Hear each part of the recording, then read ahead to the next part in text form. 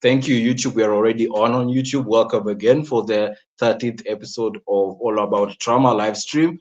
With Nicolas, and on this episode, we want to have a small recap of everything we've been discussing for well over 12 weeks.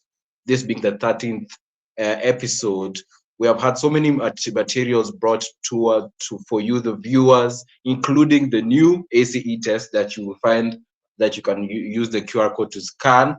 So many materials, so many stories, so many principles and truth we actually started off from the foundational truths of what is trauma and the different kinds of trauma. And I'm happy that Nicolas, you're joining me to have this recap. How are you feeling about this recap? How you feel about the process so far we have done?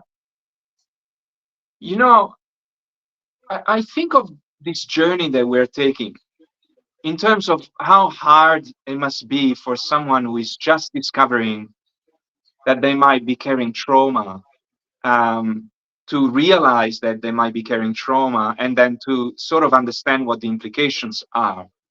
So my whole body is in a state of empathy with this place where you just begin to realize that something has happened to you as a child, and that has significant implication in terms of your relational behavior today, your capacity to enjoy intimacy, your health. Right. So, for example, I was reading some statistics this morning just to remind me of the implications of the ACE test. And so, if you take one question on the ACE test, whatever the question is, you have 40% more probability of developing risky behaviors like drinking and smoking or risk driving, things like that, and 40% more probability of having depression, just with one question out of those 10. When you go to 2, it goes to 50% more probability. And then when you get to 3, you get a higher probability of getting chronic illnesses. And we're still very much on the low side of things, 3 out of 10, that's not much, right? Um, Yeah. so the implications are wide and profound. Of course, the message is one of hope. I work in this field. I have seen progress with many, seen progress on myself, of course. But it's still a hard subject to talk about, confront. I want to stay here with the people that are just discovering this topic. And even for those that are kind of experienced, it would probably remind them how hard their journey has been, how much courage they've had to develop as they confronted their trauma, right? Absolutely. And the statistic is quite shocking how you said just answering 3 questions, you are higher likelihood of experiencing chronic illnesses. And that's where we started with the very first that where we began that it is a present state in the body. Do you remember where we started in that particular, that this actually proves it is a present state, where we mentioned it has to last for more than 6 months and in the body, and it lives in the body. Absolutely. Chronic illness is obviously a reminder that you have suffered something that is important enough to your mind today to still remember on a second by second basis, even though it's happening all in the subconscious, and then to cause a certain level of inflammation in your body. That's essentially what chronic illness is. It's a state of ongoing inflammation. We know that trauma, in its most essential definition, is a state of hyperalertness that does not normalize. When you have a shock, when you go through a very difficult experience, you go high on hyperalertness into this fight and flight state, but then 1 hour later you come back down, 1 day later you come back down. I think I presented the story of Patrick, if not on these live YouTubes, at least on my YouTube channel, right? Where my friend Patrick, the actual friend that is visiting me now, booked his flights and all his holidays and hotels in India, and then realized he didn't have a visa to actually visit India, and that his visa issuing might be so delayed that he couldn't go on holiday and profit from the hotels bookings and the airplane bookings. In that moment, he had a shock, right? Like, how stupid of me to do that. And 3 months later, he was still having nightmares about it. So that's a state of hyperalertness. And when that state of hyperalertness continues for more than 6 months and for years and normalizes, then there's chronic illness stepping in. It's a state of inflammation, whether you see it from a continuous state of fight and flight, which is almost like a psychological inflammation of your mind, or the actual physical inflammation of your body. Absolutely. Thank you for that recap. And it was Patrick, that story that you shared on this live. It was Patrick, and you remember it. For me, Nicholas, there were some stories that you got to share that I want to just reiterate, that really struck with me. So, if you would allow me, Nicholas, to share on the Yeah, particular I'd be very happy. anecdotes you used. Absolutely, thank Sure. you. So, what struck with me was episode, I believe it is episode 4. I really encourage Mm. everyone to go and have a watch for that, where we talked about Samuel. And Samuel, you mentioned that he is in the context of a communist country. He has been growing up in a communist country, and you got to meet him, and his experience of his will being broken as a child. He explorative. He had this explorative nature as a child that was broken by his parents, first of all, by his society. And I really like how you mentioned it's a state of hyper alertness. And you really mentioned that he was hyper alert when he was explorative, in that developmental explorative Mm. stage. He was hyper alert. Then, when his will was broken as a child, it was also in question 2 that we got to of the EC test. When his will was broken as a child, his explorative inclination was broken as a child, it created a numbness in him that also brought about the you know, hyposensitivity and hypo state that he mentioned. And this led to him just getting to endure the rotting of his teeth one by one, year after year, and it was just dropping off. So that was a very touching story and insightful story, whereby the trauma was in the body, the explorative nature was breaking down, and the hyper alertness that he had as explorative nature as a child was broken down and caused a hypo state. Yeah, So, wonderful, so wonderful that one, reminder. that insight, I please share on that. Yeah, wonderful reminder of that story. And I think it's important here that I make a subtle differentiation between the hyper alertness of a very alive child of 3 or 4 that Yeah, explores the world in its natural dangers, right? We spoke about the danger of meeting a snake or a scorpion, or, you know, jumping off a wall or a rock or something like that, right? Um, and then the hyper alertness that is caused by an internal perception that there is a constant threat, not just yeah, outside of you, but inside you. Because the memory that gets associated with the moment of shock, or with the key moment in which your mind goes into hyper drive, into the fight and flight, that memory gets imprinted in your brain. So now the threat is inside your body. The memories is inside your body. And your brain keeps a loop going between that memory and who you should be right now. That memory and who you should be right now. That memory and who you should be right now. Whereas the child who is in this hyper alertness state, and we call it hyper alertness because indeed all children compared to us grown ups, they have this awakeness about everything, right? Everything is new. yeah, But we don't speak of children as being naturally traumatized, right? Although I must say no, there are some arguments about what the birth actually may cause to the child. Some people do argue that it's a form of trauma. But anyway, if we exclude that, argument, then we don't think of a child as being naturally traumatized, right? When we talk of trauma, we speak of a new layer, a new dimension being placed on the individual, right? So the hyper alertness is an awakeness to the outside world. And also it's a conviction that danger is outside of you. It's not inside you, right? You chase Mm. something that is exciting and at the same time is scary. The snake, or even riding a bicycle down a hill, right? I don't know if you've done that when you were Yeah. small enough, right? There is that Yeah. sense that the world that you're interacting with is both exciting and fearful.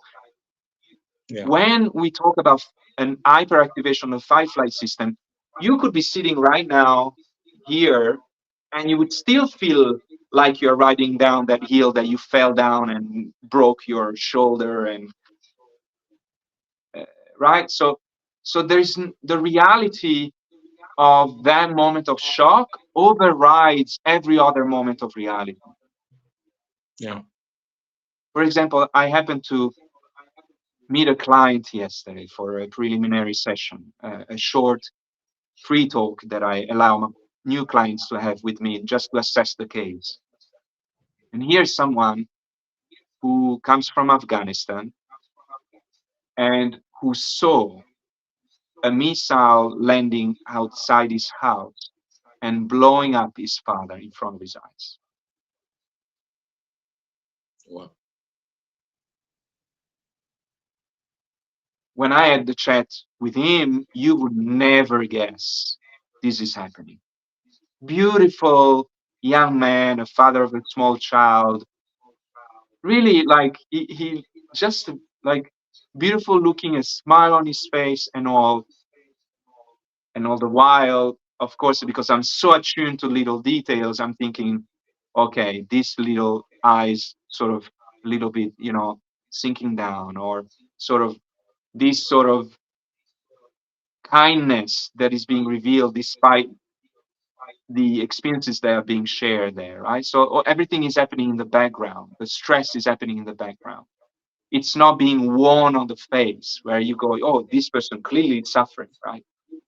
You can't go through seeing your father blowing up in front of you and have a peaceful, smiley face, right? So trauma really very much lives in the background. And as I'm talking to this new client, we discover that things that are happening in his life do reflect, in fact, the fact that he hasn't been able to digest this experience. Mm. He's on difficulties being a father, for example, or the fact that just suddenly, out of nowhere, he's not able to concentrate during the day. He's procrastinating, he's having trouble sleeping, he feels unfocused, he cannot plan, he cannot look at the future. Something must be there beyond what you think you are to be able to explain that. So we go back to this child of 3 years old, being whose will is broken. This person is going to continue to live a life that is adapted now to the environment in which he is, right? Yeah. But it's a broken state. He is surviving though, which is the most important aspect of life, right? It's to stay here on this earth, on this with this body. Forget about happiness. That's not the goal of life. Life needs to reprocreate itself and be here on this earth, first and foremost. So even the the child whose will has been broken, it doesn't matter. 90% of him is still fulfilling the goal of life, essentially. Right? Yeah. Surviving. Okay, so I hope I've made it clear that the hyper alertness we're talking about a Absolutely. normal brain. First of all, it triggered in particular moments and then comes back to normal immediately. When the child goes to sleep, Yeah. the child is not reviewing, anything dramatic in his mind. He's there in the present, and the bicycle riding down the hill is a memory in the past. There's no need to recollect it every single second, right? Yeah. And hyperalertness for a trauma is a memory that keeps being triggered. And one of the ways in which we cope with that is by becoming hypo about everything. We shut down the emotional brain so that, you know, we kind of block or dampen the signal between the memory and the emotional brain, right? It's like we it's like constricting the chemical signals or the electric signals, if you want, between the memory and the emotional brain that process that memory. But of course, when you constrict the emotional brain, the whole world becomes numb. And in fact, I was hearing some research about people with depression. Um, and one of the things that happen when you're very depressed is that colors don't look as vivid and as bright as when you're not depressed. And sounds Wow. and taste don't feel as bright and tasteful as when you're not depressed. Right? So that really is a statistic that could have also affected Samuel in his own way, that when he thinks about his childhood and his experiences as a child, many people think back and like there was a great experience as a child. They think about the great experiences. Even when you mentioned about his interaction with this young girl, ideally it should have been a very happy memory, but now it is not so much because of the breaking and in the constriction, like we've just said, of his parents, of the society, so that he can't look at it the same way, and he just wants to probably even not think about that memory. And I think like you what said, happened through the in that constriction, encounter. Yeah, go ahead, Rene. Sorry. yeah, through that constriction, would you say that, I remember you mentioned that he definitely clearly told you that he has not gone through a socialist country, like he did experience Mhm. socialism because of the constriction. Would you say it's because of that constriction and the hypo state that he had, that it seems like it wasn't even part of? I think it's a plausible statement that just like in the case of this beautiful man that I met yesterday, who tells me of this experience that is obviously beyond imagination for the large majority of us, and yet he's presenting like such a beautiful figure. Um, Part of us has to live in denial on these things. Otherwise, you cannot function. At some level, it's better to deny. I mean, denial definitely has a function. And Mm, part of the reason why therapy works is that denial becomes a much less appealing solution to dealing with the hyper state of the brain, because now you're not alone anymore. I will repeat this many, many, many, many times over the course of our lives. Much of the suffering we go through is determined by the degree of loneliness with which we are experiencing that suffering. The loneliness is a mm, real killer in that suffering. The moment I bring you into my sphere and I'm not alone anymore, Rene, you could think almost of it as my suffering being split in half in that moment. That's a major, major step, isn't it? If I brought in another person, three people, I would go from 50 to 33%, right? If we think of it mm, in simplistic terms. So the jump that I have between sharing my pain between, myself 100% and then me and you, now it's 50. That's a big jump of 50. If I bring in a third person, that's less of a jump. That's just 17%. If I bring in a fourth person, it's between 33 and 25. That's only 8% less, right? So the moment that you bring in somebody else into your pain and they are there with you and listening, you have cut down a major issue. and it's a great truth that how there's this thing that a problem shared is a problem half solved. I've heard of that saying. I don't know if you've heard of it too, Okay, no, I whereby haven't. I love it. Yeah.